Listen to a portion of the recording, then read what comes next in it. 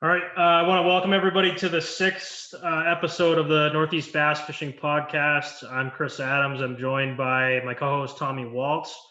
And apologize for kind of a little absence. We've been without an episode for a few weeks here. Tommy and I did a little fishing and had some tournament stuff that we had going on, and now we're back and really glad to have a phenomenal guest tonight. Without question, the hottest guy on Lake Champlain right now, fresh off a Major League Fishing Toyota Series win, I think a third place finish in the BFL, and then a Champlain Bass Series win. So welcome to the podcast, Steve Estes. Yeah, it's nice to be here. Thanks, guys, for having me on. Appreciate it. Yeah. Thanks for joining us. Probably a pretty crazy couple weeks for you. Have you done a bunch of media stuff, or has it been real busy kind of following up that MLF win? Or really just went back home and straight back into my business with the fish finders and stuff. I mean, it's been crazy. Anytime I take a week off, I fall way behind. So not so much, but we got a few other podcasts and stuff to do. So yeah. For people listening or watching, Steve runs Bass Fishing Electronics, and we'll get into a little bit of that later on. That's his company. They're a great company with a lot of great products and services, and we'll talk about that a little bit later. But right off the bat, just want to get into the Toyota Series event. Steve, can you just talk a little bit about like your planning and preparation for that event? Like, going back weeks, months, whatever it was, like your game plan strategy. I know, like, for myself at least, I think a lot of the guys that are kind of competing at that level, it starts way in advance in terms of thinking about the timing of the year, like different areas it'll play, potential patterns, like all that stuff. You're thinking about it for weeks, months in advance. So can you talk a little bit about like the lead up, and then get right into your practice, and then the tournament days? Yeah. So, I mean, I guess I don't probably prepare and put as much consideration into a tournament as I do. I'm not a big prep guy. I go with it and go with the flow. And I don't want to go into it with any mindset that the fish are going to be doing one thing, because it doesn't seem like they're always doing the same thing. So I guess I just try to avoid thinking about it that much and just kind of go with practice and do what practice tells me. Because honestly, I mean, going into this tournament, I figured that the fish were going to be in 8 to 12 feet in grass, and that's what I've always done at the beginning of July. And July is really an inconsistent time for me. I feel like it's my weakest time on the lake, and I guess I just went into practice with an open mind, and my first thought was to fish that 8 to 12 feet, and immediately I felt it wasn't the right thing to do. I started practicing in the grass, and I did get some good bites. I caught some nice largemouth, stuff like that. And then the typical, I'd catch a random 3.5, 4 pound smallmouth mixed in there. And that's just always what I thought happened on Champlain at the beginning of July like that. I thought they left their beds and they just kind of hung around. I guess, watching the elites up there the week before, I mean, they were catching a lot of those on a lot of areas. We all know where they were at, on the tip of North Hero and stuff. And I guess that was kind of surprising to me that they were catching them deeper. I didn't really expect that. But it kind of opened my mind up and got me thinking, well, maybe these fish could be a little deeper. Yeah. I think a lot of us watching that Elite Series were kind of like, oh my gosh, like I couldn't believe they were catching the fish, how they were catching them, the size of them, how fed up they were. And I think a lot of that has to do with we had a pretty warm spring and low water. I just wonder if that's actually the lake they just spawned earlier. You know what I mean?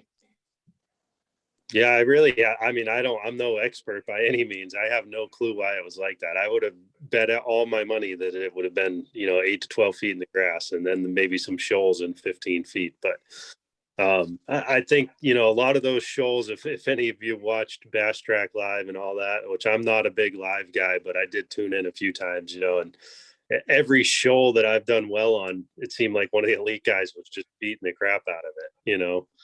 And and that just took all my confidence away from that pattern.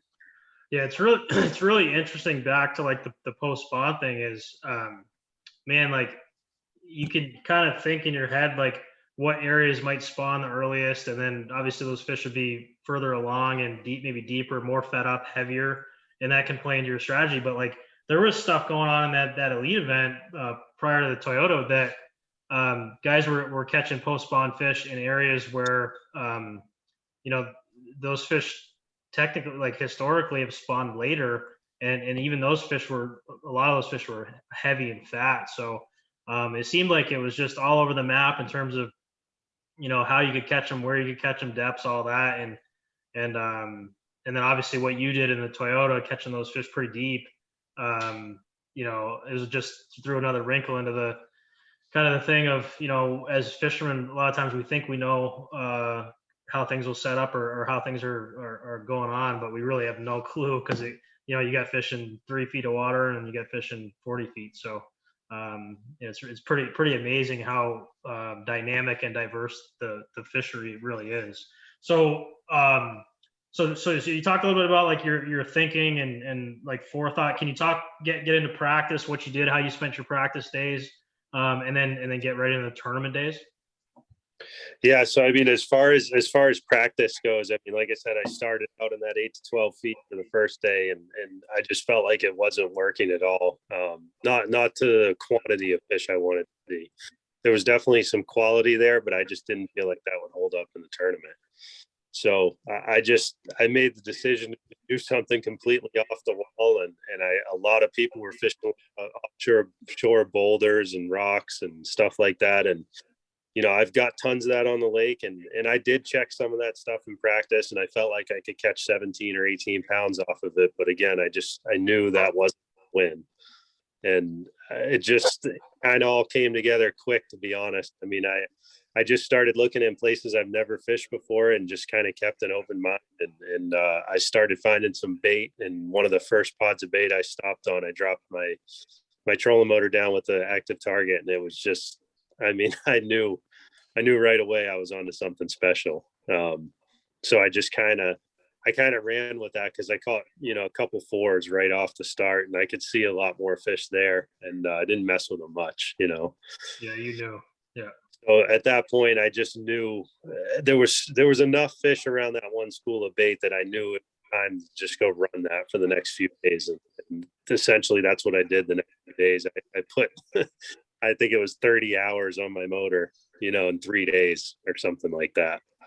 So I literally just took every minute I had and idled around looking for bait and find new fish, and as many as I could. I mean, realistically, I probably had 5 or 6 schools located that I felt like would probably win the tournament, but there was one spot that had more fish than any other, and that's the spot that I chose to spend most of my time in the tournament. Yeah, gotcha. So like day one, you roll up to that area or that spot that you're talking about, and anybody else, any other competitors, within sight or kind of on the same deal, or did you pretty much have it to yourself? So, I mean, the way practice went, I kind of figured I'd have it to my own, and then the spot that I chose to start on, I felt like there was no chance anybody would be out there, and yeah. I didn't have anybody out there at all. I mean, I could barely see boats where I was at. I was really trying to do something on something nobody else would think of, and I kind of knew day one that something special was going to happen, because I had actually been checking those fish every day of practice. I wouldn't stay on them long. I'd just pull up enough to see if they were still there. And I had every different wind conditions and no wind, heavy wind, north wind, south wind, raining, sunny. We had pretty much all of that in practice, and they were there every time. So day one, you had around 20 pounds, right? You had over 19 pounds. Yeah, I think it was 19, 14, I think. And did that happen pretty quick? Did you just lay into them real quick, or did you have to work for that bag and lay off them, or how did that work the first day? It definitely took time to upgrade to that 20 pound mark. And, I had 17, 18 pounds pretty easily. But there was a lot of, 2 to 3 pound fish out there that you had to work through. I mean, to be honest, the first day between me and my co-angler, I mean, we probably threw back 6 or 7 17-pound bags. It just, Wow. as the day went on, it just got better and better. And we probably caught, I don't know, 30 to 40 fish off that spot. Just in terms of tournament strategy, again, that's kind of like, I'm always thinking about the what ifs. Did you like, were you okay with burning through that number of fish? Because like sometimes a 17-pound bag on a final day, or even like a high 17 or an 18 on day 2, if you've had a good day 1, can really help you. Were you worried about burning through too many and then having to rely on your other 4 key areas, or were you just that confident in the spot that you could do that and then go back the next day? Yeah, so I mean, that was definitely a thought that crossed my mind. There's no doubt about it. I had to take that into consideration, but I just felt like I was going to get everything I could out of that spot, and then I had 4 or 5 other spots that I could fall back on, and they all had the same quality. They didn't have the quantity, but they had the quality. So I really wasn't concerned about burning that spot, just having those other spots to fall back on. Yeah, gotcha. So you weighed 1914 on day 1. What was your weight on day 2? I was a little over 19. I think it was 19.5 or 19.6, something like that. Okay. And then, take us through some of your like thoughts going into day 3. And, that's you were leading right after day 2? No, I was in second. And Thrift was leading? Yeah, Brian Thrift was Okay. leading. So you're in second, and you got a shot to, your first major win. Like what were you thinking about? What were your Did you sleep? Did you sleep that night? So going into day 1 and day 2, between the 2 nights, I had 6 hours of sleep. Yeah. I actually slept best on the night of day 2 than I did any other, for whatever reason. I don't know. I knew what was on that spot, and I just knew they were either going to bite or they weren't, and there was nothing I could do about that. But I knew if they bit that it was the winning spot. I mean, I just, day 1, I should have had a lot more weight than I did. I lost more fish than I probably ever lost in a day, and several of them were heavy force. So I just knew what was there. And I guess I felt more calm than I ever expected going into day 3. But don't get me wrong, I still have plenty of jitters. I mean, you're going behind Brian Thrift. I mean, that's no joke. And I think there was 2 or 3 other, tour level pros in the top 10. Yeah. So Plus, it's really hard just to get into that position to have a chance to win. Like, there's a lot of guys that can be not right there, top 10s or consistently getting checks, but to be second or third and within striking distance, you don't get many of those opportunities. So that's definitely some nerves for that. Now, you mentioned you lost a bunch. Have you kind of figured out why, or do you know why you're losing so many? yeah, I mean, I really drop shotting, right?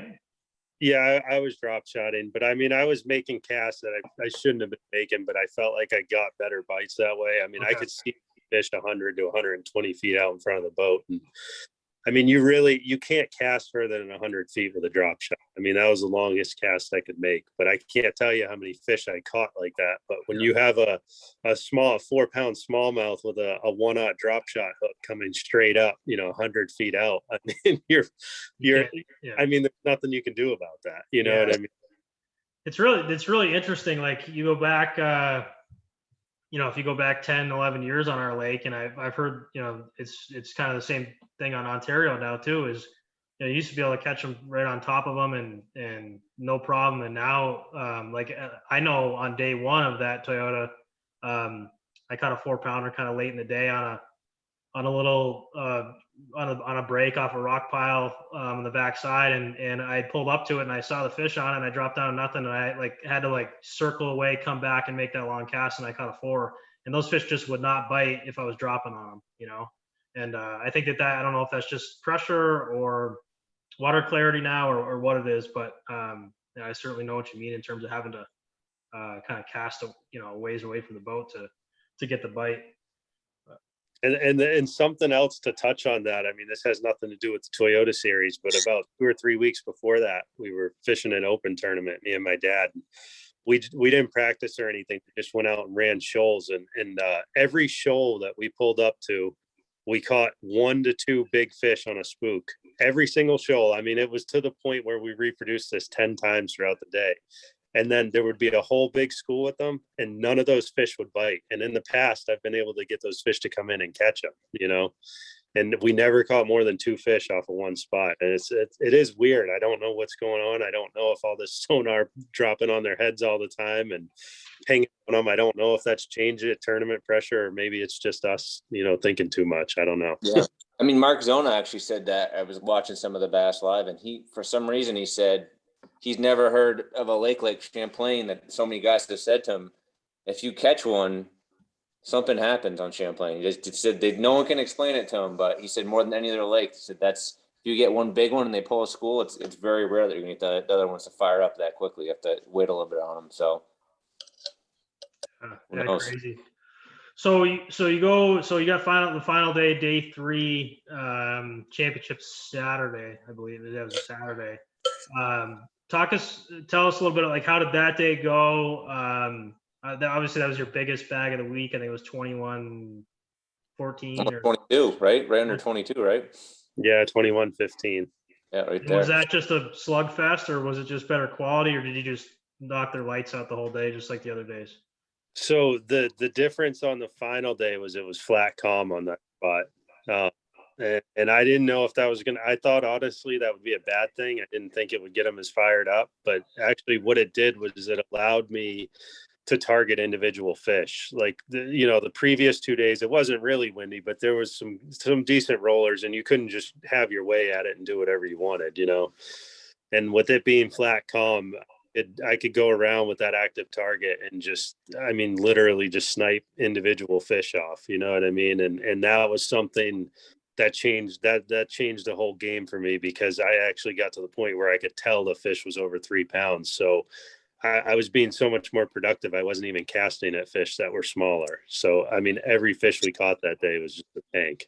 I mean, you could go back over the years and kind of the Champlain tournament history log, and like this tournament win, and like the group that you're on, Steve, like is probably up there with like Timmy Horton running down a tie and catching 4 20-pound bags off a rock pile and eating pizza at 11 a.m. and Lucarelli dominating that Bass Open in 2005. Like, it sounds like there really wasn't a whole lot of adversity for you. It sounded like it was a pretty easy win, no? I don't think I'll ever have a chance like this again. Let's put it that way. I mean, it was definitely a special spot. And don't get me wrong, not every single fish came from that spot. I did on day 2, I did leave that spot at about midday. The little frustration there, but anyways, I left that spot and I went to another spot and caught a 4 and a 4 1/4. So, okay. I mean, it wasn't all just that spot. And that was a big thing for me on day 2, to be able to leave that my best area and go catch more big ones, So I knew at that point I had something good, I knew I felt really good going into day 3, because we always see guys drop off on day 3 big tournaments, especially the largemouth guys. So right. I knew if I could do over 19 a day, I'd have a real good shot. But I also had Brian LaBelle and Matt Becker, who just weighed a 20-something pound bag on day 2. So that was definitely in the back of my mind. And LaBelle, I mean, he could come in with 23 pounds. Yeah. Right. Yeah. So what time of day did you have the 22 pounds? Was it midday? Was it near the end, or? So I caught 19 and a half real quicker than I had any other day. That on the final day, I had that at probably like 8 o'clock. I think pressure off. Yeah. I mean, my first cast on the final day, I caught a fish. So I just, when I put the trolling motor down, saw the fish dropped on it and he ate it. I said, well, this has got to be my time, and I caught 19 and a half real quick. And then it was at that point, you've got all the same size fish. So you're culling up, a 1/4 pound, hopefully a 1/2 pound, but I did catch I think there was 30 minutes left. I caught like a 440 and that called a 380 something. So. And what was the winning margin? What'd you win by? I think it was a little over 2 pounds. So that fish wouldn't have mattered anyways. No, I mean, it was a crazy final day. That bag was just unbelievable. I mean, we had all been within 4 to 8 ounces of each other the first 2 days. So to come in and win by that margin was definitely special. Yeah. So that 440 was just icing on the cake. Well, that's pretty neat. I know in some of the articles and other kind of media coverage of the event, you talked about like your setup, your rods, reels, line, baits. Can you just touch on that real quick? Yeah, so I mean, I throw a hammer rods, drop shot rod. It's a company down south. They focus a lot on bait casters and stuff, but they made a special drop shot rod, and I've just loved it since the day I used it. So I use that rod. I got a Shimano Stratic or a Vanford there, Yeah. and a vicious fade braid 10 leader. That stuff's awesome. It never fades on you, so it's pretty cool. You can leave it on all season. And then a 8-pound leader with I was using I think a owner drop shot hook to start, and I lost quite a few, and I switched to a Trocar, and that seemed to hold them a little better. And then I had a Eco Pro 1/2 ounce tungsten drop shot weight on there, but that's literally all I threw with the hog teaser, hog pores custom bait on there for the drop shot bait. And I would just rotate a few colors on that. And I did catch a few on a spy bait, but nothing that ever called. Yeah, gotcha.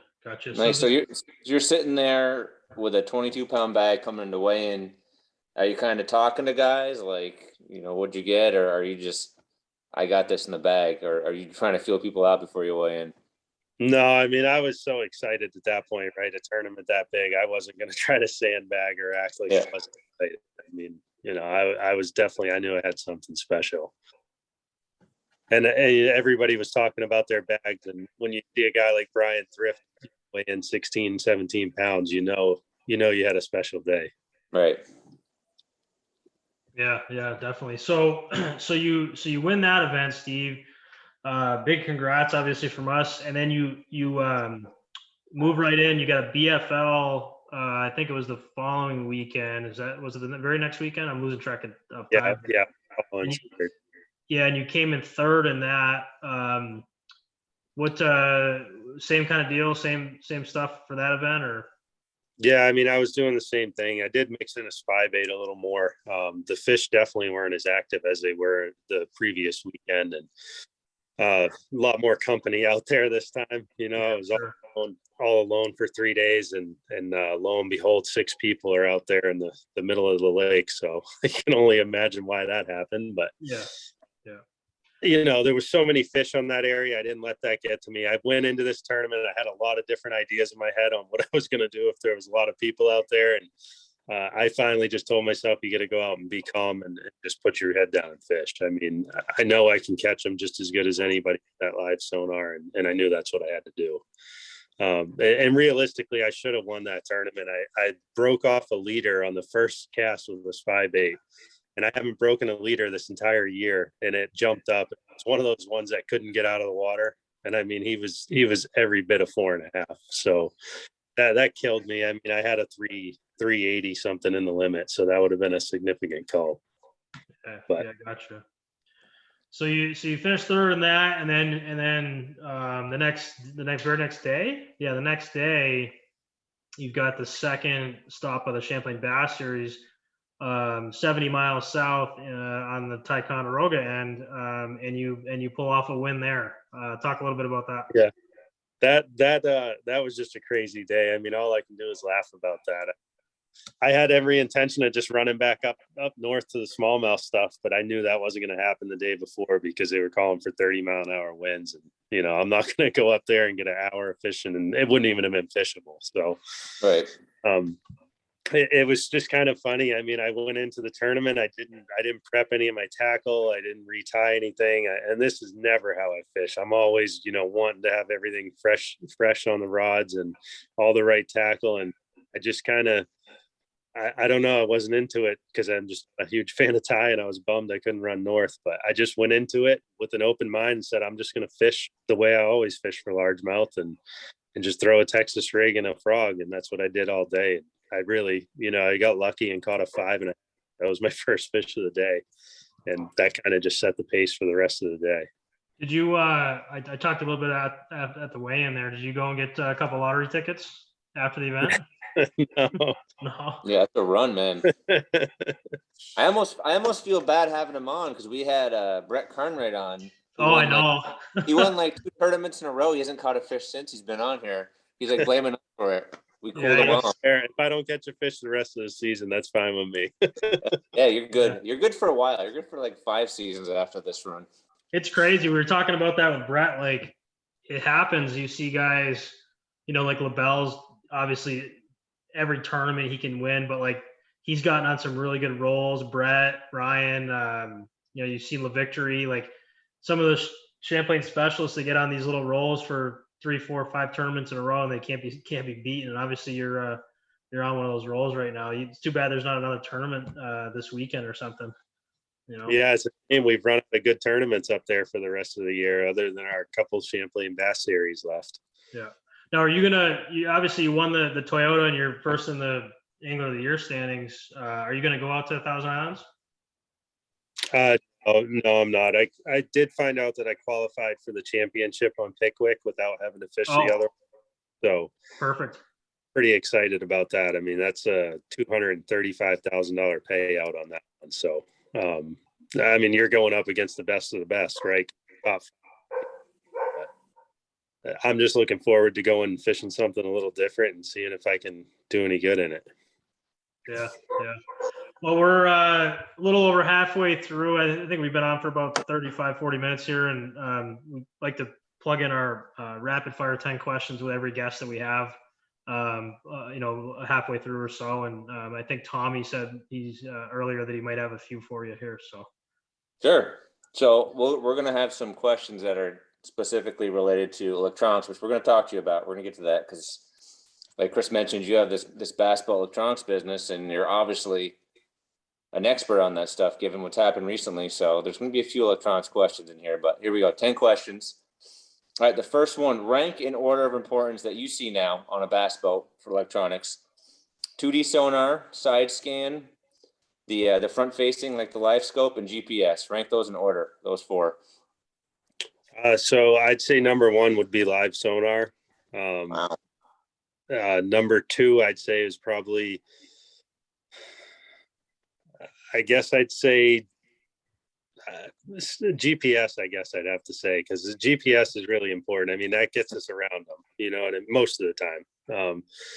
So I'd say that's number 2, and then side scan number 3, and 2D sonar. They could just take that and throw it in the trash. Come on, that's kind of where I was going with that question. So live sonar, you think is that important? Now you don't even need 2D.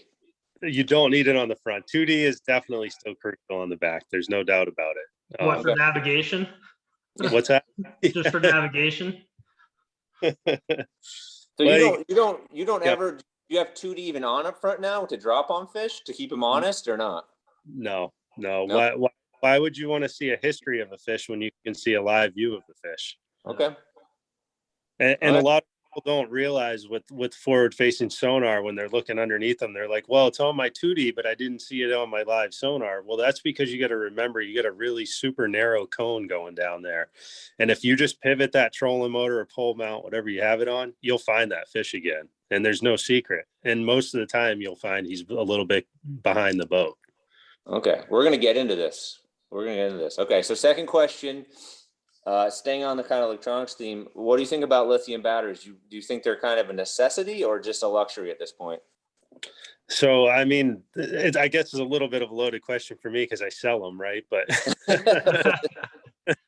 so necessity, put your website up right now. Put them up.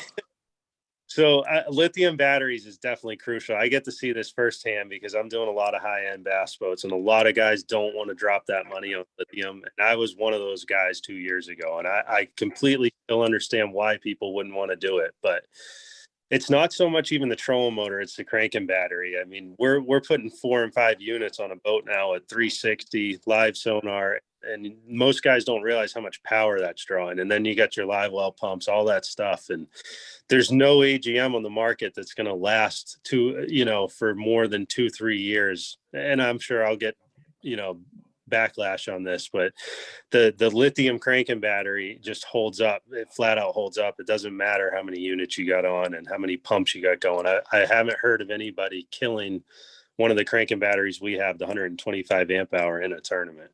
Wow. Okay. All right. There was- Oops, sorry. Go ahead. No, I was just saying, other than if there was a charging issue or something Gotcha. like that.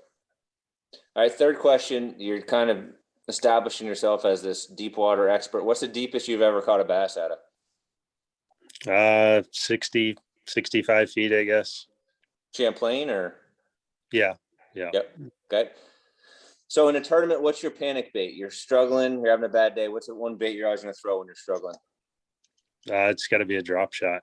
Drop shot. Okay. Heaviest 5 bass limit in tournament. I honestly don't know. Probably this one was probably up there. I know I fished a team tournament. We had like 25 pounds, but On Champlain? no, not on Champlain. Okay. What do you see? What would you consider the biggest rigging mistake you're seeing on bass boats today? Insufficient gauge wire for the electronics. Is that a factory issue that you're seeing, or? For the most part, some of the brand new boats have stepped up and started running heavier gauge wire, but most of them haven't. So that's I don't know anything about this stuff. So that's a problem for clarity or for power or what? So a lot of guys have issues with their units flickering on and off when they crank their engine, or just flickering in general throughout the day. Low voltage alarms, grainy side imaging, and live sonar. If your battery starts to get weak, there's a significant difference in your image. Gotcha. Once you get down around 11 or less. Okay. Next question. Back to the drop shot. You got one drop shot bait for the rest of your life. What's it going to be? It's got to be the hog teaser that I just used the whole time in the Toyota series. You got one though. What color? It's going to be that Champlain special with the green pumpkin back and the iridescent pink belly. Gotcha. How much are you getting for royalties, Steve, to plug that bait? I'm not getting royalties actually at all. Just 10,000 baits in a big gallon Ziploc bag. Yeah, it's a God's honest truth. You can go look in the floor of my boat and you'll see multiple hog teasers, different colors in there. He's just a super nice guy, and I really like his baits. There's nothing else outside of that. You can catch them on anything, but I that's my confidence bait. There you go. All right, name a tournament angler you'd like to have one day that you kind of get to watch what they do during an event.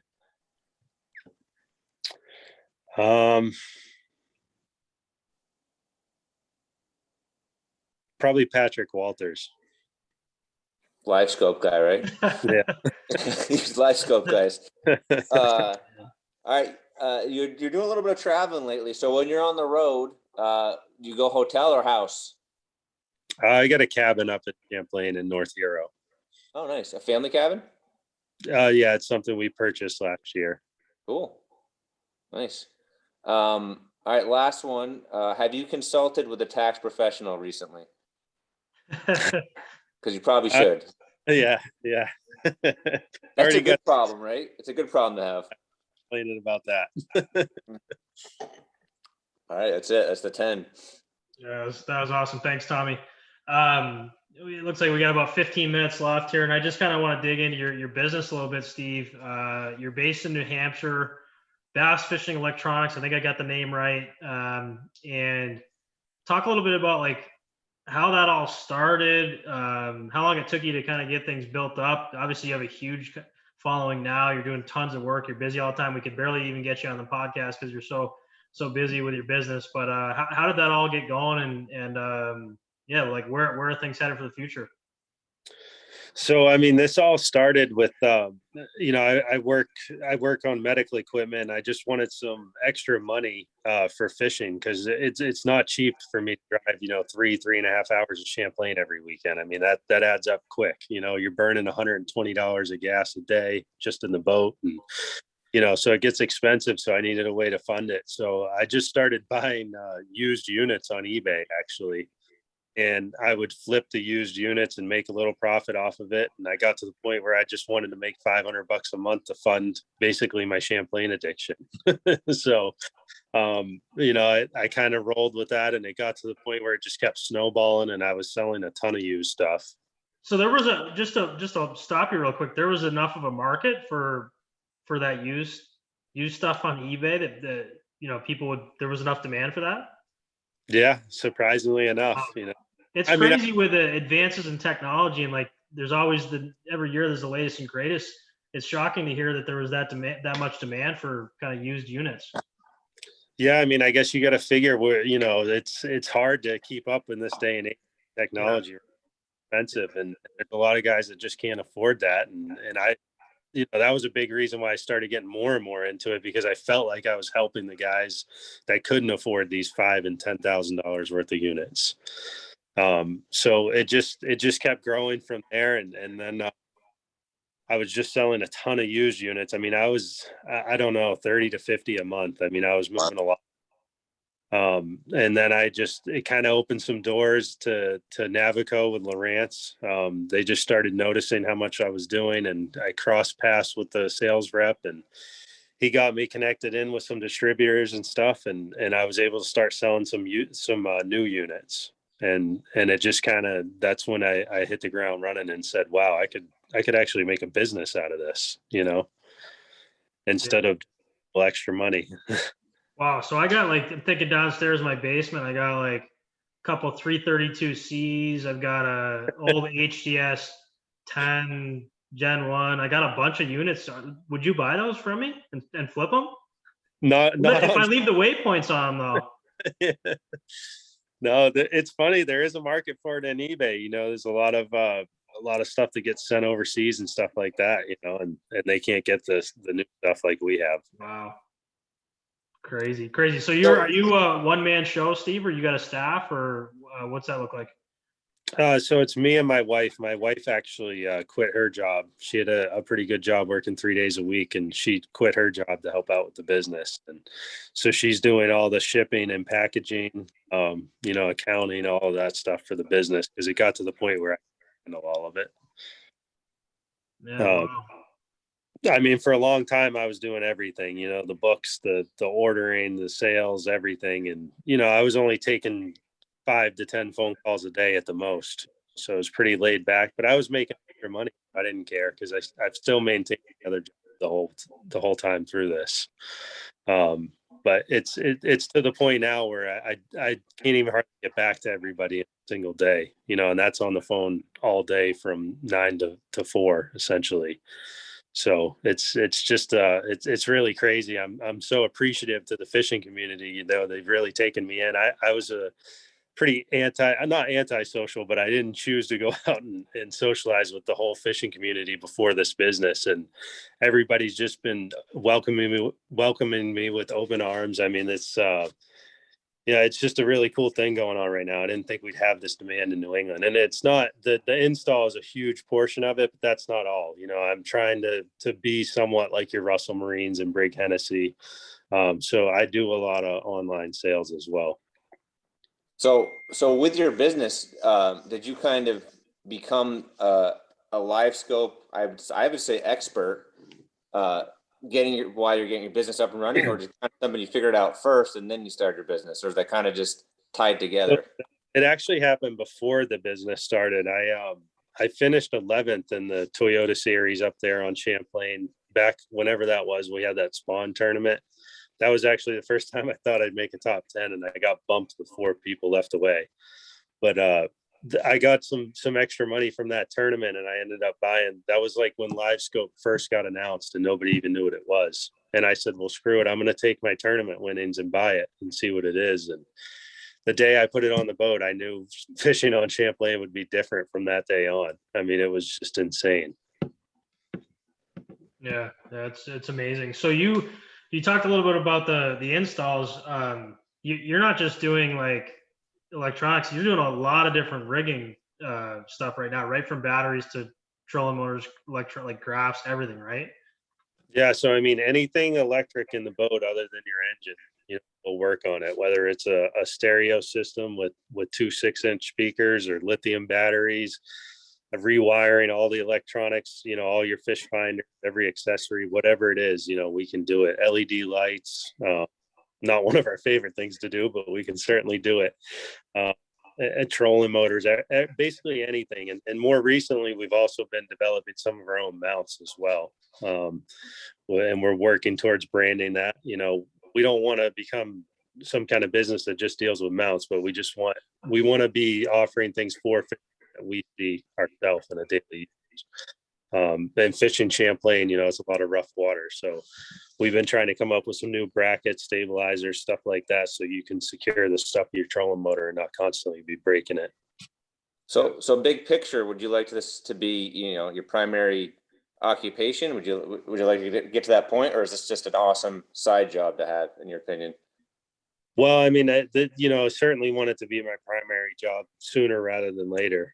We've actually got a 30 by 40 shop going up as we speak. They just started framing that today. Here we operate out of the house, but we're really excited about that. This is the first time we're going to have our own space just for the business. I've been working out of my own garage, which was for my boat. That's never in there anymore. It's all mildewed, but it'll be nice to gain my space back and have a dedicated space for work. It'll definitely be a lot more professional, and we'll be able to keep 3 customer boats under a roof, the whole time it's here. Nice. It's kind of interesting, someone like yourself who's having the success fishing, seeing the other side of it. You're having success on both ends. I kind of thought I saw a quote from you about you're not really interested in pursuing being like a full-time tour fisherman. Would the ideal situation be fishing maybe full AAA event and then having your business at the same time? Do you see that as something that you'd like to do, or? You mean just like fishing the Toyota series? Toyota series, Bass Opens. Yeah, I mean, I think that's something I'm looking at next year, possibly fishing just all 3 Toyota series, in the Northern Division and just seeing what happens. I mean, again, I don't want to take that any further than that. I have no desire to be a pro fisherman. It's just not a lifestyle that I want. I want to be there with the kids. We got 2 young kids, and I don't want to be leaving my wife all the time for something like that, for a dream that I don't feel like is that realistic. Right.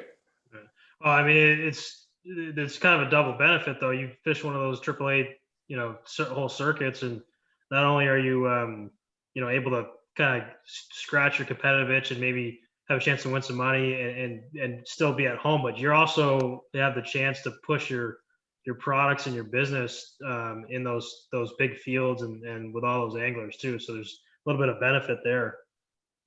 Yeah, I mean, this win, the Toyota series win, I mean, talk about perfect timing for my business. I mean, I couldn't have got better.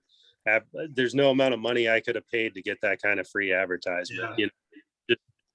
It was so perfect. I just put those logos on the side of my boat the day before the tournament started. It was just kind of ironic that worked out that way. And of course, Jody ended up on day 2 and day 3, 50% of the pictures, I think, out on that spot. So it was really cool to have that happen. I mean, I couldn't be more thankful for that community. It's certainly, we've been busy, but we've been extremely busy since the tournament.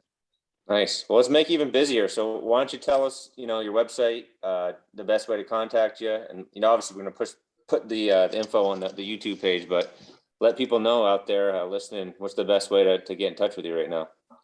Yeah. So the best way to get in touch with us, I mean, I operate off a cell phone just dedicated for the business. So I have that on me, during business hours. So you can call me, text me.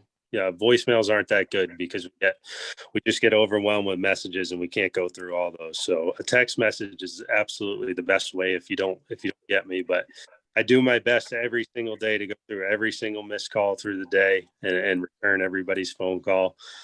I don't always get to that. I'll be honest, I've missed a few here and there, but I do my best.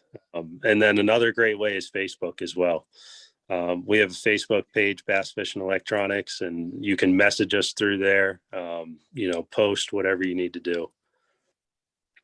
Yeah, great. Well, we'll wrap things up here in a couple minutes, Steve. But I just wanted to ask you one question here before we get done. I usually ask this question early on in the interviews and the different podcasts we've done. But you mentioned fishing a tournament earlier this year with your dad. Is that how you got started into fishing? Was through your dad, or how'd you get going in the early days?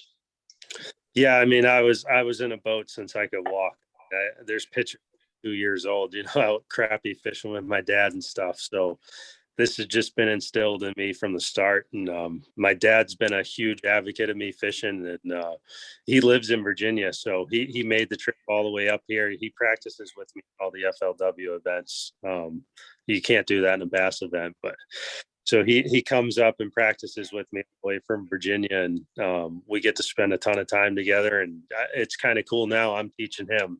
He's got a ghost trolling motor, an active target, and HDS 12 lives, and lithium batteries, and this and that. And my dad's just an old Southern boy. He was putting a cork bobber on for you when you're little. Now you're active target for him.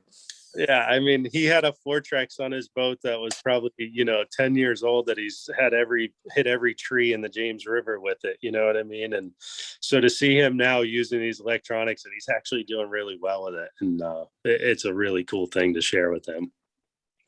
Yeah, that's awesome. That's great. Tommy, I don't know if you have anything else for Steve. If not, we'll wrap things up. Maybe just throw out your biggest thing with using live scope for a beginner. What would you recommend? I'd say that the two biggest things is first of all, make sure it's installed right. You got the right gauge wire going to it. And then after that, just make sure that you've got that transducer lined up properly. So, go to a bridge piling, a tree, whatever you can find in the water that you can visually see, and point that sonar at it, and make sure that it's perfectly aligned with either the head of your trolling motor or the pole mount that you've got it on. And that's the biggest mistake people make. They see fish, but they can't ever find their bait with the fish. And if you don't see your bait falling while you see the fish, then you're not close enough to that fish. And I think a lot of people make that mistake. I mean, if you can cast to a smallmouth in 30 feet of water, 50 feet out in front of the boat, and literally hit him on the head, I mean, he reacts to that probably 75 to 80% of the time, maybe even more. So I think that's a huge thing. Yeah, that's awesome. Well, we really appreciate your time, Steve. Steve Estes, the Lake Champlain MLF Toyota Series champion, and obviously followed up with a Champlain Bass Series win. Again, owner of Bass Fishing Electronics in New Hampshire. Thanks again for joining us for the 6th episode of the Northeast Bass Fishing Podcast presented by Thayer's Marine. And we wish you all the best the rest of the year, Steve. Thanks, guys, for having me on. I appreciate it. All right. Thanks. We'll catch everybody next episode. Take care.